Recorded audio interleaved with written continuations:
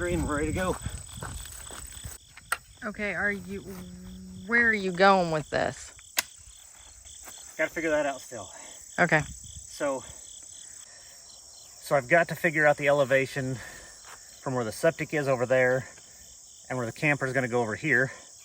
But we have all this shrubbery in the middle, so I can't just go spot to spot. So I'm gonna start over here, and then I'm gonna have to get to the bottom of the hill where the RV pad starts, and then figure out my elevation over to there and figure out a difference. Okay. Then I'll have to move this later up into here to figure front to back of RV pad and utility room.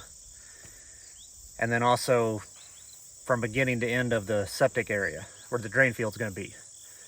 So I've got my map drawn out and all my points, A to B, B to C, C to D, all that kind of stuff. So now I've got to start figuring out elevation change between them and writing them down and then figure out a 0 point.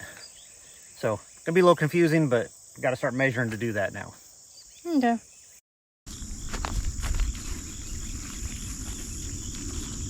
All right. So this is point A on my map.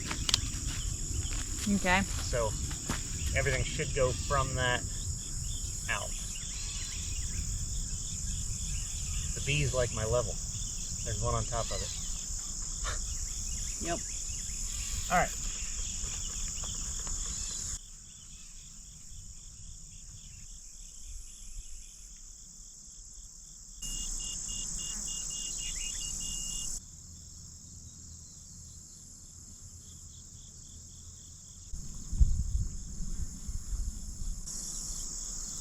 Five foot and a quarter inch. What's a quarter?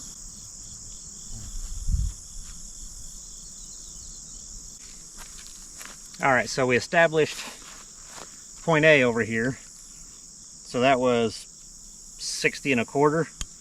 And then by the time we went up to where the RV pad would start, or at least the marking of it, it's 10 and 5/8. So that puts it at 49 inches and 5/8 of an inch elevation change from A to, what do I call that?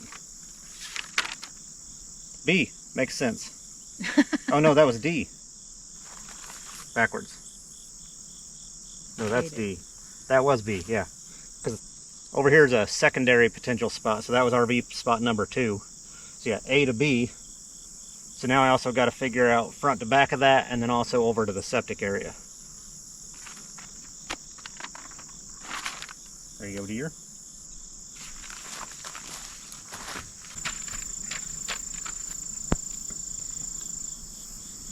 And I had 49 and 5/8. You write that out next to AB. Alright, so now I'm going to go to where it shows F. So that'd be the middle of the drain field. Okay. Will that later go that far? Yes. That's why I bought it.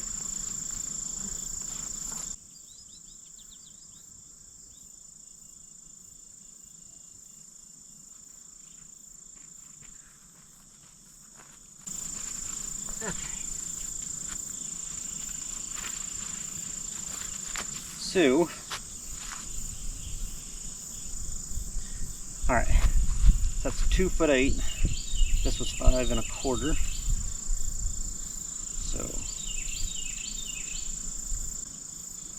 all right, so from point A over to where the drain field starts is 2 foot 4 inches and a quarter of elevation rise. So, 2, 4 and a quarter.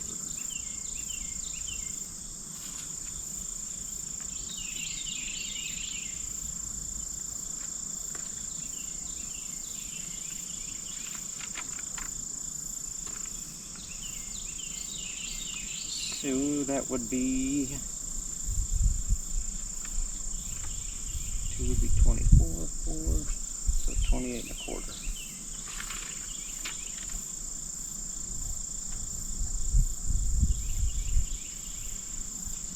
So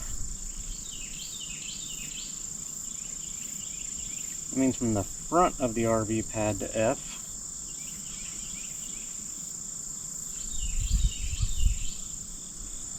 would be 21.5. Yeah, so from where the RV pad would sit to the drain field is 21.5 inches.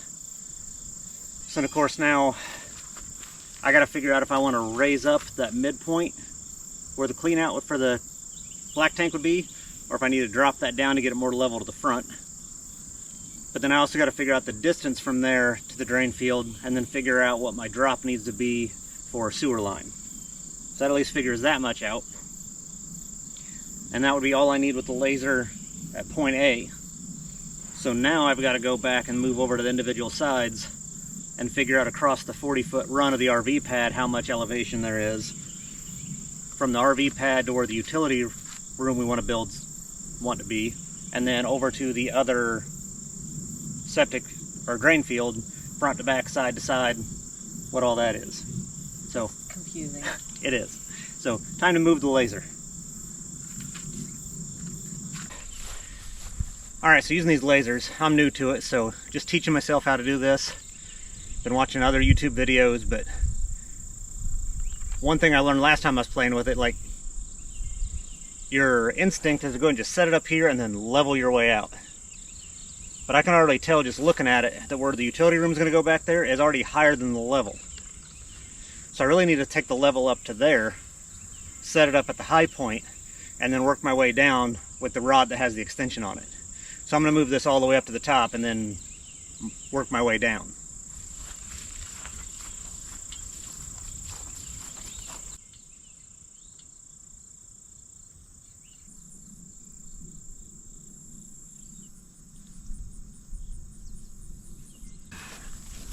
Need a flail mower. Yeah. It always looks crooked, but it's not. Well, your laser looks super crooked. Oh, it probably is. So, yeah, with the rotary lasers, one thing I wish Milwaukee did different, the bubble level for the tripod is under where the rotary level mounts. So once you've mounted the rotary laser to the tripod, you can't move it and re-level it without taking it apart. It has an auto level, so you don't have to be perfect, and I was able to eyeball it and get it close enough that the auto level took over and was within range. But it'd be nice if you could just get it closer to dead nuts first shot, but it's minor. So, RV pad spot here, it's gonna be 16 by 40. So since I moved the laser, I've got to re-zero to this spot. So I'll figure out what I'm measuring here, and then I'll go to where my markers are 40 foot back and figure out that. You.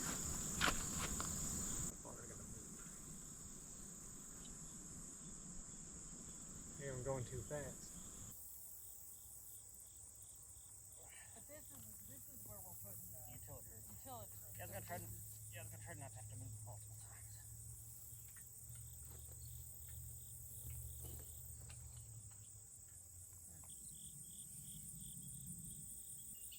Okay.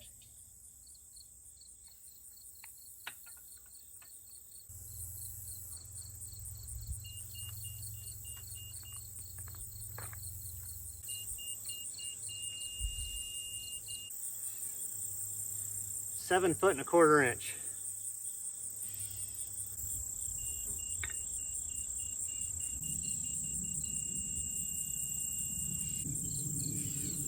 One foot, 10.5 inches.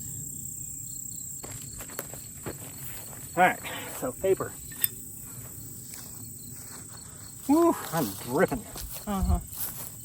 I'm trying to stay away from the wasps. Well, we can call it a day in a minute. Where's the, okay, 7/4. So,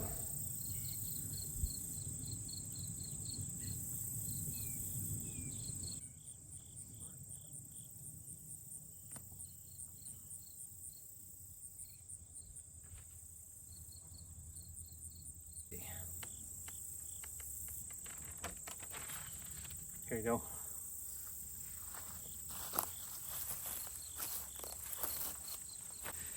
All right, on the account that summer will not let up and it's midday, sun beating down on us, we're calling it a day. Supposed to have rain next couple days and cool it down. We've been highs around 90 last few days. By next weekend, it's supposed to be in the 70s. Which will be very nice. Yeah, so we're just gonna finish this up later. So Artlist got the RV pad mapped out. Looks like we're, I think, 5 foot 1 inch from front to back. So I didn't want to excavate more than 3 feet. So at that point I can take from the top, move to the bottom, and hopefully it works out. And then I'll also have to find the midpoint, because also if I build we had 20 some inches from here to the septic. So if I build this front up some, that makes more of a drop off too. So then we can get our septic tank and run off, all that would be good. So, but for today, we're packing up and calling it. We got the mailbox done. Yeah, that was the... Yeah. So we'll call it a day, and then we'll finish this up next weekend, and then let you guys know how it went and go over the little drawing and map out what we're doing. All right, so back at this a little bit. We're doing the rest of this video a little bit different. So we talked about going back out and measuring more of the elevations. But after the other day being out there, sat down, talked about it, and there was a few issues. So, got on screen here the drawing I did. What we'd been thinking was doing the RV spot right here at location B. Our backup spot was on the other side over here.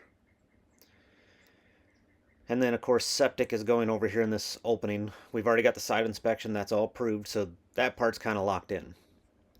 And then 2 driveways, but this is the main driveway. So the idea was to pull in here, come up, and then back the camper up into this. But since this was about 5 feet from front to back, I said I didn't want to be more than 3. Now you can bring up the front, take down the back, but then that also makes a steeper incline to back into. So after looking at that, we're like, well, we'd have to have a decent retaining wall or do a lot more work up here, and we don't really want to do that. So switch over to my next picture here.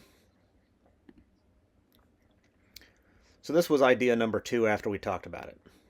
Just a little bit more zoomed out, but eventually a house will go up here in this vicinity. So the drive you see at the bottom goes up around here, and up this back side switches back in.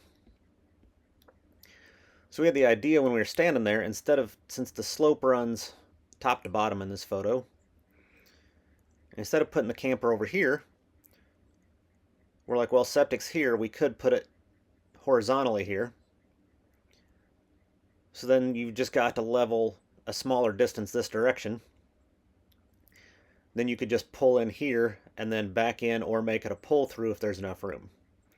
So that's kind of the next idea. So we started measuring some of that out, thinking it through, and then kind of came to the solution that this is what we're going to do. So long term, this is where we think we've landed. We want the house up here facing down across the property, because in previous videos you've seen, we've stood around this area and it's kind of a valley down this direction, so you can see way across. So we've got to be a beautiful view for the house. Then if there's room, we'll put a barn right over here. That part will be a maybe, depending on once we get up there and see how feasible it is. But house definitely here.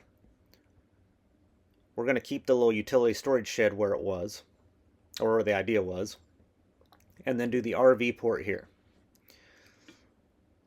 This kind of works out better anyway, because with the elevations and the septic here, we could put a tank somewhere right here, have the drain lines or sewer lines from the utility room running downhill to here.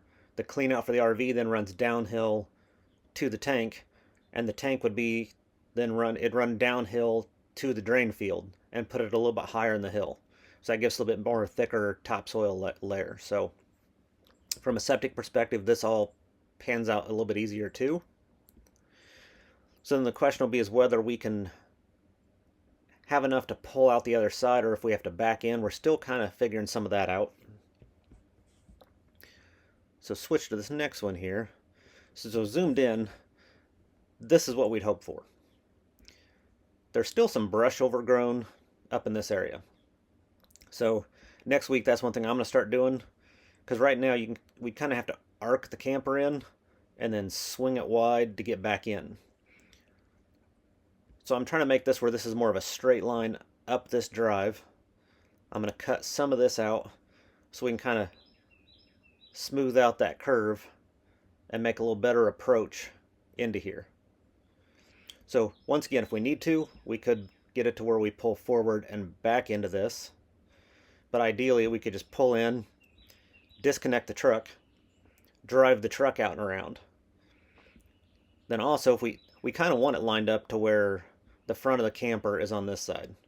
So even if I could pull in, unhook, take the truck out, then when we want to move the camper, back the truck in, even if I had to back it back out into here, that's not a big deal. So that's probably what we'll go for on that. I did reach out to a guy that actually answered his phone, responded at an appropriate time, made his appointment, got me a quote to do bulldoze work. So when they logged the property, they put a lot of the just piles of junk right here. And it's a little bit of a high spot anyway, which is probably why they just threw it in the little high spot. So I'm going to have him come in and push all this stuff over here somewhere. So he'll try to separate it best he can, he said, and kind of get it to where it's easier to clean up later. But he's going to try to come in, get as level of a spot as he can, and kind of make an arcing drive, or at least path, and then clear all this out and push this out and widen this up as much as he can. We're going to try to keep the trees here and keep the trees that are right here. Should have a good 50-60 feet between here. And then once he kind of gets that pushed out and leveled, and then he's going to push some of the dirt down this way to smooth this, or back this way, just to make the approach and descent angles a little bit better. He has 2 jobs in front of us, so we're hoping by end of October he can get out here. So he's going to see if he can pull that off or not. So more to come on that. Yeah, so that is the plan. It's the pull through there, which, just to show you guys a little more, this is the drive entrance. So you'd pull in, and you can kind of see where this is overgrown. So the thought is to, this next week or so, to knock all this stuff down, because the septic opening's right over here. So if I knock that down, I can widen this up a little bit, and then over here is where that's going to be, which I can show you. So the next photo is from about here. So now you can see the drive came in from the right. You'd arc in, and then have your RV port right here. So like I said, that's the tree we're keeping there, and at least that tree there, and we'll see how much we can clear between here.